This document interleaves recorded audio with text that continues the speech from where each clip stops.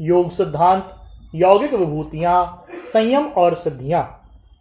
कल हम पढ़ रहे थे कि योग के 8 अंगों में धारणा, ध्यान, समाधि ये अंतरंग अंग माने जाते हैं, किंतु निर्बीज समाधि की अपेक्षा ये भी बहिरंग ही हैं।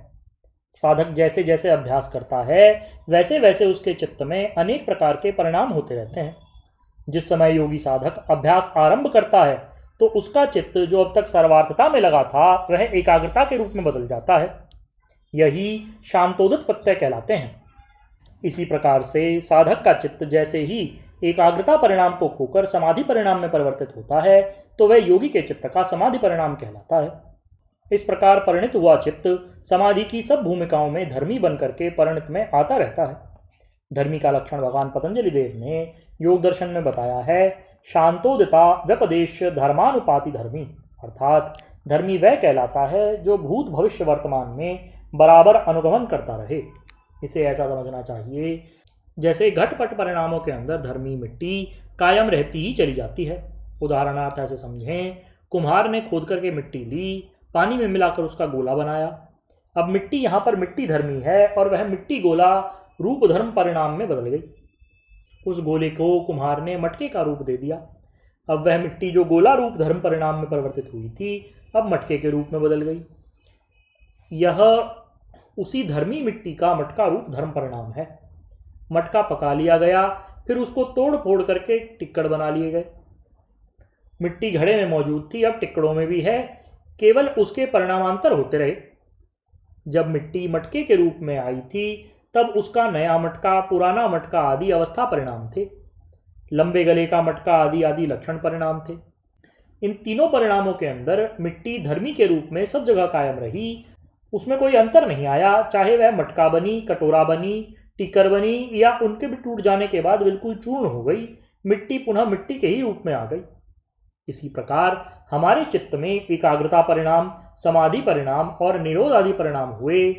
धर्मी चित्त अपने विभिन्न परिणामों में अन्य अन्य एकाग्रता आदि धर्मों के अंदर परिवर्तित होता रहा। केवल मात्र निर्बीज समाधि के अंदर जाकर जड़ चेतन की गांठ टूट जाने पर आत्मा केवली भाव को प्राप्त हो जाएगी और उससे अलग होकर उसका गुणों में अवस्थान हो जाएगा। चित्त का एक क्रम से दूसरे क्रम में बदल जाना ही परिणामांतर का हेतु है। जैसे जैसे साधक अपने अभ्यास को बढ़ाकर विवेक ज्ञान को निर्मल कर लेता है तब उसके चित्त में सब कुछ ग्रहण करने की योग्यता बढ़ जाती है। वह जहां जहां अपने चित्त को संयमित करता है वहां वहां का ज्ञान तत्काल प्राप्त कर सकता है।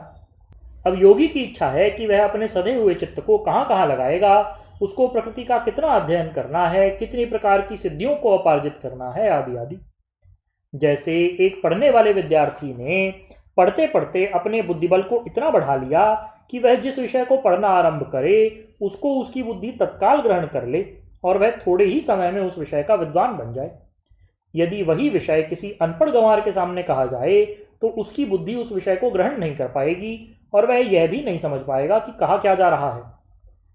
यह तो रही बाह्य कोर्स के अध्ययन की बात, किंतु योगी भीतर की पढ़ाई पढ़ता है। उसको भीतरी विज्ञान का अध्ययन करके अपनी रूहानी शक्तियों को प्राप्त करना है और अपने आप को पूर्ण युक्त योगी बनाना है, जिसके लक्षण अखिलात्मा भगवान श्री कृष्णचंद्र ने श्रीमद् भगवद गीता में कहे हैं। ज्ञान विज्ञान तृप्तात्मा कूटस्थो विजितेन्द्रियः युक्त इत्युच्यते योगी समलोष्टाश्म कांचन, अर्थात योगी युक्त हैं जब अपने संयम के आधार पर प्रकृति के सारे विश्लेषणों को समझकर उन पर विजय प्राप्त करके ज्ञान तृप्तात्मा बन जाएं।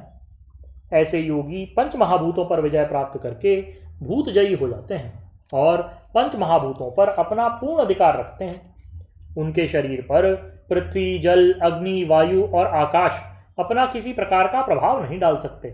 प्रत्युत योगी अपने मनोबल से भूतजयी होकर अपने शरीर में जैसा परिणाम पैदा करना चाहे कर लेता है। यह हुई प्रकृति पर अधिकार की बात। इसके अतिरिक्त अपने विकास की ओर बढ़ता हुआ योगी शीघ्र अतिशीघ्र आत्मबल से परिपूर्ण होकर प्रचंड भास्कर की तरह चमकने लगता है। अब उसका आत्मविज्ञान पर भी पूरा अधिकार है। वह विचार रहित स्थिति में पहुंच गया है, इंद्रियां पूर्ण नियंत्रण में हैं। ऐसे योगी की दृष्टि में सोना, लोहा, पत्थर सब समान ही हैं। वह किसी प्रकार के प्रलोभन में नहीं आता, क्योंकि वह आत्मिक कोश को पूर्ण रूपेण प्राप्त कर चुका है। उसके लिए अब कुछ भी प्राप्तव्य नहीं है तथा वह सब प्रकार से परिपूर्ण युक्त योगी है। प्रकृति के जिस प्रकार के ऐश्वर्य को वह प्राप्त करना चाहता है क्षण मात्र के चिंतन से ही प्राप्त कर सकता है। योग दर्शन के विभूतिपाद में योगियों को प्राप्त कुछ विभूतियों का वर्णन इस प्रकार है कि मनुष्य को भूत भविष्य का ज्ञान कैसे प्राप्त हो। इसे समझाने के लिए भगवान पतंजलि देव ने योग दर्शन के विभूतिपाद में एक सूत्र लिखा जो है परिणाम त्रय संयमात अतीतानागत ज्ञानम, जिस पर व्यास भाष्य है धर्म लक्षणावस्था परिणामेषु संयमाद योगिनाम भवति अतीत अनागत ज्ञानम धारणा ध्यान समाधि त्रयमेकत्र संयम उक्तः तेन परिणाम त्रय साक्षात क्रियमाणम अतीतानागत ज्ञानम तेषु संपादयति। अर्थात धर्म लक्षण अवस्था इन तीन परिणामों में संयम करने से अतीत और अनागत ज्ञान योगाभ्यासी साधक को होता है। यहाँ पर भगवान पतंजलि देव ने अपने अतीत अनागत का नाम इसलिए लिया क्योंकि वर्तमान काल का ज्ञान तो प्रत्येक साधक को प्रतिक्षण होता ही रहता है। संयम के आधार पर ज्ञान का विषय तो अतीत अर्थात गुजरा हुआ और अनागत यानी जो भविष्य में आने वाला है वही है। गुजरे हुए समय के अंदर हम किन किन योनियों में से निकले, क्या दुख और सुख भोगे, कौन कौन मित्र प्यारे और कुटुंबी जन मिले, यह सब कुछ विषय चित्त के अंदर वर्तमान रहने वाले धर्म लक्षण और अवस्था परिणामों से जाना जा सकता है। हम यह बात बता चुके हैं कि धारणा ध्यान और समाधि जब तीनों ही अपने एक विषय में लब्ध स्थित होते हैं बस उसी समाधि का नाम संयम बन जाता है। चित्त के अंदर जो संस्कार घूमते हैं वे संस्कार मनुष्य की आकृति पर भी टपकने लगते हैं। किसके चित्त में क्या भाव है इसे हर व्यक्ति नहीं जान सकता और न ही समझ सकता है, फिर भी चित्त के अंदर घूमने वाले भाव मनुष्य की आकृति में झलकने अवश्य लगते हैं। नीति शास्त्र का वचन है आकारैरैंगतैर्गत्या चेष्टया भाषणेन च नेत्र वक्त्र विकारैश्च जायते अंतर्गतम मनः। अर्थात मनुष्य की आकृति से, चलने फिरने से, हरकतों से, बोलने से, आंख मुंह के विकारों से भी मनुष्य के अंदर के भावों का हर व्यक्ति को ज्ञान हो सकता है। यदि मनुष्य अपने मन में किसी के प्रति क्रुद्ध है तो उसका क्रोधाभिनय उसके मस्तिष्क पर झलकने लगता है।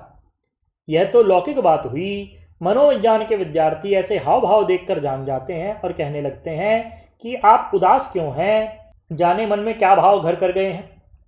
इसी प्रकार यदि कोई व्यक्ति उल्लासित दिखता है तो उसके अंतर्गत हर्ष का ज्ञान हर व्यक्ति को हो जाता है और लोग पूछा करते हैं कि आज तो आप बड़े प्रसन्न मालूम पड़ते हैं, क्या मिल गया है, हमें भी बतलाओ। जब इस प्रकार से चलने फिरने की हरकतों से मनुष्य के मन में छुपे भावों का पता लग जाता है तो फिर एक योगी को जो अपने चित्त के सूक्ष्म संस्कारों के अंदर संयम करेगा और जिन संस्कारों का उपभोग उसका चित्त अभी तक कर रहा है उसके फलस्वरूप भूतकाल में गुजरे हुए संस्कार अच्छे हैं या बुरे हैं, जैसे भी हैं वे सब उसके सामने आने लगते हैं और वह जान जाता है कि हमारा यह चित्त अथवा अन्य सभी औरों का चित्त किन किन स्थितियों में से निकलकर आया है और इस समय हम किस प्रकार के संस्कारों का उपभोग कर रहे हैं और ये संस्कार हम कब तक भोग पाएंगे। ये सब बातें चित्त की भावी परिणतियों को देखते हुए योगी चित्त के अंदर होने वाले अनागत ज्ञान को भली प्रकार जान जाता है, लेकिन तब ही समझ पाता है जब वह चित्त के अंदर गुजरने वाले धर्म लक्षण और अवस्था आदि परिणामों को भली प्रकार समझ ले। योगी का संयम जैसे जैसे अभ्यास के बल से उत्तरोत्तर उत्कृष्ट होता चला जाता है वैसे वैसे वह जिस जिस विषय को अपने संयम का आधार बनाए वैसे वैसे संयम पर आधारित विषयों का ज्ञान उसको स्पष्ट होने लगता है। भगवान पतंजलि देव अपने एक सूत्र में सब प्राणियों की बोली का ज्ञान कराने वाले विषय को इस प्रकार लिखते हैं शब्दार्थ प्रत्ययानाम इतरेतरो ध्यासात संकरस तत्प्रविभाग संयमात सर्वभूत रूप ज्ञानम। अर्थात शब्द अर्थ और ज्ञान ये तीनों मिले हुए रहते हैं, इसी कारण से मनुष्य किसी भाषा का ज्ञान नहीं कर पाता। शब्द अर्थ और ज्ञान इन तीनों विभागों में संयम करने से योगी को हर प्राणी की बोली का ज्ञान हो जाता है। जैसे किसी व्यक्ति ने कहा गौ, इस शब्द के अंदर तीनों ज्ञान छुपे हैं। गौ एक शब्द भी है और लंबे गली वाली पशु जाति गौ नाम वाले पशु को गौ कहते हैं, ऐसा ज्ञान मनुष्य के मन में रहता है। यह उस गौ शब्द का ज्ञान है, अर्थात गौ शब्द का उच्चारण करते ही मनुष्य की आंखों के सामने गौ के स्वरूप का नक्शा बनकर खड़ा हो जाता है। यही गौ शब्द का ज्ञान है। इसके अतिरिक्त गौ सत्ता में विद्यमान 4 पांव वाले पशु ही गौ शब्द का अर्थभूत पशु है। ये हैं एक गौ शब्द के न्यारे न्यारे भाग। जिस समय योगी संयम को सिद्ध करके शब्द, अर्थ और ज्ञान इन 3 विभागों में मन को अलहदा अलहदा संयमित करता है तो उसको प्राणी मात्र की भाषा का ज्ञान अनायास होने लगता है। इस विषय को ऐसे समझ लें कि योगी का चित्त जिस समय संयमित होने लगता है उस समय वह रज से निकलकर तेजस भावों वाला होता है। तेजस भावों वाला चित्त जिस समय जिस विषय को अपने चिंतन का आधार बनाता है तो वह विषय चिंतन मात्र से ही उसके सामने स्पष्ट होने लगता है। भगवान पतंजलि देव ने त्रयम एकत्र संयम कहकर के जहाँ संयम की परिभाषा लिखी है वहाँ किन किन भूमिकाओं में योगी को संयम करना चाहिए इसका भी स्पष्टीकरण किया है। व्यास भाष्य में स्पष्ट लिखा है, ईश्वर प्रसादात जितोत्तर भूमिकस्य च नाधर भूमिषु परचित्त जानादिषु संयम युक्त कस्मात् तदर्थस्यान्यत एव अपवर्गत्वात् भूमेरस्यैवनन्तरा भूमिरित्यत्र योग एवोपाध्याय। अर्थात परम गुरु ईश्वर की कृपा से जो लोग उत्तर भूमियों के संयमित विषय को जान चुके हैं उनको निम्न श्रेणी की भूमिका का परिचित जानिकों में संयम की आवश्यकता नहीं रहती, क्योंकि उन विषयों का ज्ञान तो साधारण रूप से चित्त के संयमित होने पर हो ही जाता है। इस प्रकार से संयमित चित्त वाला योगी जब कभी भी जिसके शब्द या अर्थ को अपने ज्ञान का विषय बनाता है उस समय हृदय में छुपे रहने वाले उस परम गुरु की कृपा से उसको उस विषय का ज्ञान अपने आप होने लगता है। जैसे गौ ने अपनी ऊंची ध्वनि में माँ इस शब्द का उच्चारण किया और किसी संयमित चित्त वाले योगी ने उसे माँ शब्द को सुना और वह शब्द ही उसके संयम का आधार बन गया। वह योगी यह जानना चाहता है कि इसने यह माँ शब्द क्यों कहा। इस स्थिति में योगी का बढ़ा हुआ अभ्यास ही उस माँ शब्द के अर्थ और ज्ञान को प्रकाशित करता है।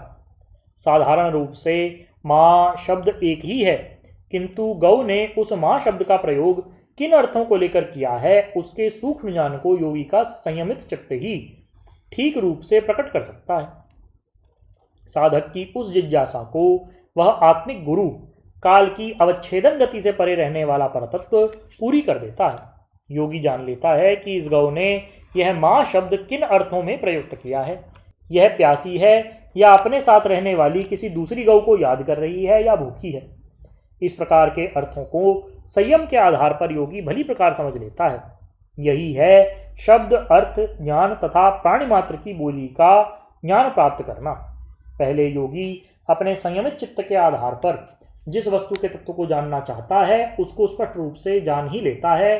कदाचित उसके ज्ञान में कोई व्यवधान है तो वह सर्वत्र व्यापक परमात्मा हर आत्मा में ओतप्रोत रहने वाला उसे स्पष्ट ज्ञान करा देता है।